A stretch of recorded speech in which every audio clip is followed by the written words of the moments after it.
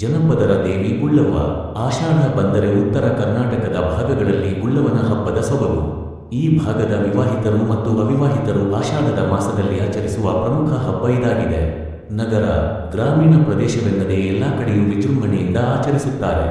ಏನಿದು ಆಚರಣೆ? ರೈತರು ಗುಳ್ಳವ್ವನಿಗೆ ಮುಂಗಾರು ಮಳೆಯ ದೇವತೆ ಎಂದು ಕರೆಯುತ್ತಾರೆ. ಗುಳ್ಳವ್ವ ದೇವತೆಗೆ ಹಲವಾರು ಹೆಸರುಗಳಿವೆ. ಗುಳ್ಳವ್ವ, ಗುಳಕವ್ವ, ಗೋಲಕವ್ವ. ಗುಳ್ಳವ್ವ ಜನಪರ ದೇವತೆಯಾಗಿದ್ದಾಳೆ. ಮುಂಗಾರು ಮಳೆಯು ರೈತರಿಗೆ ಹೊಲಗದ್ದೆಗಳಲ್ಲಿ ಉತ್ತಮ ಪೈರನ್ನು ಕೊಡುವುದು. ಆದ್ದರಿಂದ ಗುಳ್ಳವ್ವ ದೇವತೆಯನ್ನು ಮಳೆ ಮತ್ತು ಸಂಪತ್ತಿನ ದೇವತೆ ಎಂದು ರೈತರು ಕರೆಯುತ್ತಾರೆ.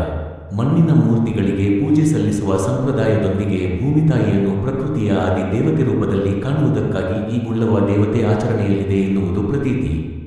ಆಷಾಢ ಮಾಸದಲ್ಲಿ ಬರುವ ಮಣ್ಣೆತ್ತಿನ ಅಮಾವಾಸ್ಯೆಯ ನಂತರ ಬರುವ 4 ಅಥವಾ 5 ಮಂಗಳವಾರ ಸತತವಾಗಿ ನಾಗರ ಅಮಾವಾಸ್ಯೆವರೆಗೂ ಈ ಹಬ್ಬವನ್ನು ಆಚರಿಸಲಾಗುತ್ತದೆ. ಗುಳ್ಳವ್ವನನ್ನು ಮಾಡಲು ಹುಡುಗಿಯರು ಹಳ್ಳ ಇಲ್ಲವೇ ನದಿಯ ತೀರಕ್ಕೆ ಹೋಗಿ ಮಣ್ಣಿನಿಂದ ಮಾಡಿಕೊಂಡು ಬರುತ್ತಿದ್ದರು. ಈಗ ಅದೆಲ್ಲ ಹೋಗಿ ಕುಂಬಾರರೇ ಅವುಗಳನ್ನು ಮಾಡಿ ಮಾರಾಟ ಮಾಡುತ್ತಿದ್ದಾರೆ. ಗುಳ್ಳವ್ವನನ್ನು ಮಾಡುವ ಆಕಾರ ವಾರದಿಂದ ವಾರಕ್ಕೆ ಕೆಲವೊಂದು ಪ್ರದೇಶದಲ್ಲಿ ಬದಲಾಗುತ್ತಾ ಹೋಗುತ್ತದೆ. ಮೊದಲನೆಯ ವಾರ ಲಿಂಗಾಕಾರದ ಗುಳ್ಳವ್ವ, 2ನೆಯ ವಾರ ಬ್ಯಾಕ್ಕೋಟ್ ಗುಡಿ ಈ ಆಕಾರದ ಗುಳ್ಳವ್ವ, 3ನೇ ವಾರ ಬ್ಯಾಕ್ಕೋಟ್ ಕಟ್ಟೆ ಈ ಆಕಾರದ ಗುಳ್ಳವ್ವ, 4ನೇ ವಾರ ನವಿಲಾಕಾರದ ಗುಳ್ಳವ್ವ. ಒಂದು ವೇಳೆ ಆ ಮಾಸದಲ್ಲಿ 5 ಮಂಗಳವಾರಗಳು ಬಂದರೆ 5ನೇದನ್ನು ಹೆಣ್ಣಿನಾಕಾರದ ಗುಳ್ಳವ್ವನನ್ನು ಮಾಡುತ್ತಾರೆ.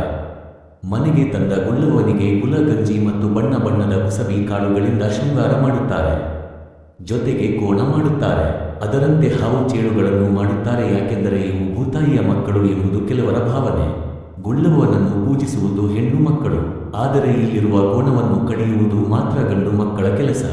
ನಂತರ ಮನೆಯಲ್ಲಿರುವ ಬಾಲ ಮುತ್ತೈದೆಯರು ಮಣ್ಣಿನಿಂದ ಮಾಡಿದ ವಿಶಿಷ್ಟವಾದ ಆರತಿಗಳನ್ನು ತೆಗೆದುಕೊಂಡು ಮನೆಗಳಿಗೆ ತೆರಳಿ ಪೂಜಿಸಿದ ಗುಳ್ಳವ್ವನ ಸುತ್ತಲೂ ಕುಳಿತು ಹಾಡುಗಳನ್ನು ಹಾಡುತ್ತಾರೆ.